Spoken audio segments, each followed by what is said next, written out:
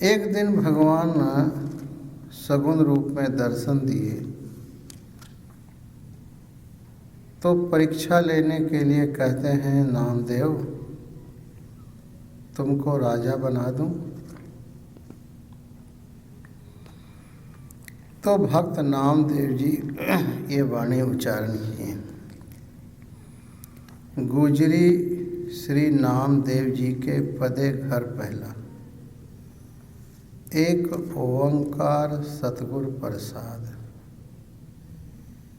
एक जो ओंकार स्वरूप परमात्मा है वो गुरु की मेहर से अनुभव में आता है। भक्त नामदेव जी भगवान को कहते हैं, हे वाहिगुरु, जब राज देह तक कवन बढ़ाई, जो भीख मंगावे तक क्या घट जाई। हे वाहिगुरु तुसी कंदे हो राजा बना दूं। तो सच्चाई तो है हे वाहिगुरु, आपकी कृपा से मान अपमान से मैं ऊपर उठ चुका हूँ। शरीर की रक्षा के लिए रोटी कपड़ा मकान चाहिए, वो आप दे ही रहे हो।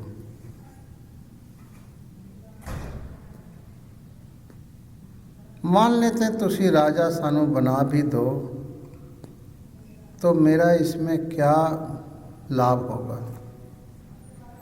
क्या बड़ाई होगी। क्यों? क्योंकि शरीर छोड़ने के बाद ये राज तो लेके जाऊंगा नहीं।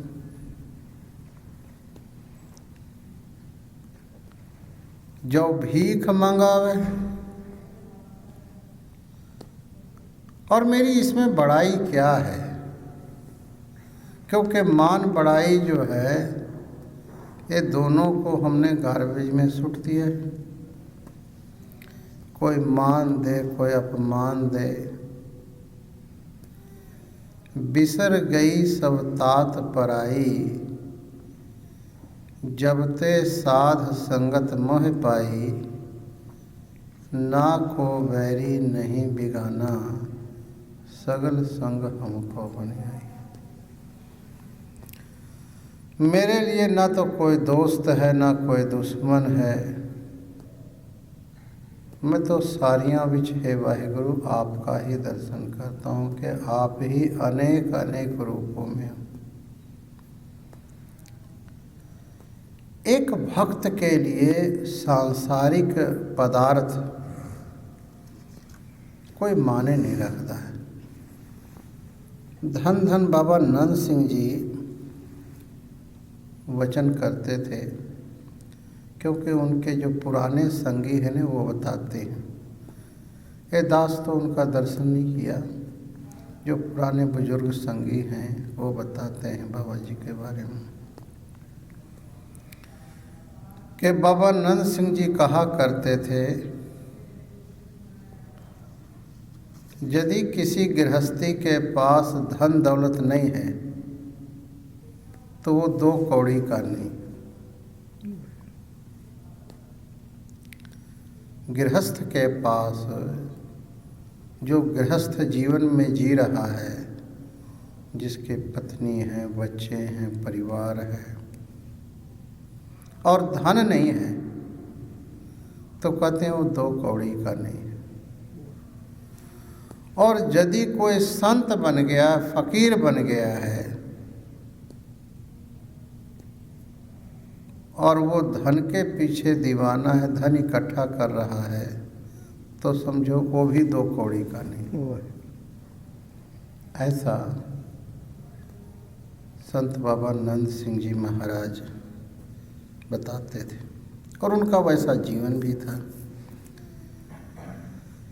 एक संत के लिए राजपाट क्या चीज़ होता है? कुछ भी नहीं होता।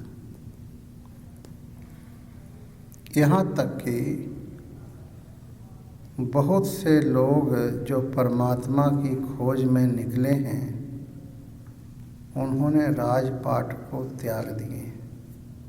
राजा रघुगन महात्मा बुद्ध, राजा दिलीप, राजा रघु और जैनियों के 24 तीर्थंकर, वो 24 के 24 राजा थे और सत्य की खोज में उन्होंने सब कुछ त्याग दिया। भक्त नामदेव जी कह रहे हैं, हे वाहे गुरु, जब राज देह ता कमन बढ़ाई। यदि तुम मुझको राजा बना देंदा तो मेरा इसमें बढ़ की जाऊँगा, इसमें कोई मेरी बढ़ाई नहीं है।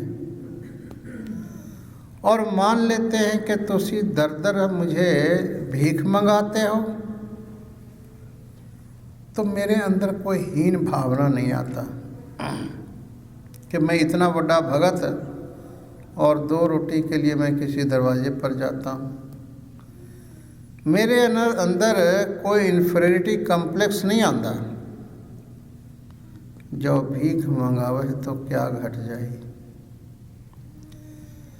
साहिब श्री गुरु गोविंद सिंह जी महाराज श्री अनंतपुर साहिब में विराजमान हैं और मंडी का राजा, क्योंकि साहिब श्री गुरु गोविंद सिंह जी महाराज मंडी विच भी रहे हैं और मंडी से 30-40 किलोमीटर ऊपर पहाड़ी में जाओ एक रिवालसर है, वहाँ पर बौद्धियों का एक मंदिर है जो 1000 वर्ष पुराना है। एक तालाब है बहुत बड़ा, वहीं पर गुरुद्वारा गुरु गोविंद सिंह जी महाराज का है। मंडी का राजा आया श्री अनंतपुर साहिब, आ करके गुरु महाराज के चरणों में मत्था टेकता है, भेंटे चढ़ाया। गुरु महाराज पूछते हैं कि तुम राजी हो? हाँ सच्चे पातशाह, आपकी कृपा है। सच्चे पातशाह कृपा करो साढ़े उत्ते, कृपा करो। 3 बार बोला, कृपा करो, कृपा करो। गुरु गोविंद सिंह जी महाराज चुप रहे। 10 मिनट के बाद अपने तख्त से उठे और राजा को कहते हैं, राजन चलो सैर करने चलते हैं। राजा नाल चल पिया। चलते चलते राजा को वहाँ ले गए जहाँ पर घोड़े बंधे हुए थे, तबेले में। एक गुरु का सिख जिसका नाम है धन्ना सिंह, वो घोड़े का लिद साफ कर रहा था और घोड़े को जो है रस दे रहा था। उसका सारा शरीर पसीने पसीने, बुरा हाल। साहिब श्री गुरु गोविंद सिंह जी महाराज कहते हैं, राजन तुमने बार बार बोला कि कृपा करो, कृपा करो, तुम्हारे ऊपर कृपा कर दें? हाँ सच्चे पातशाह, दया करो, कृपा करो। ये जो सेवा कर रहा है धन्ना सिंह,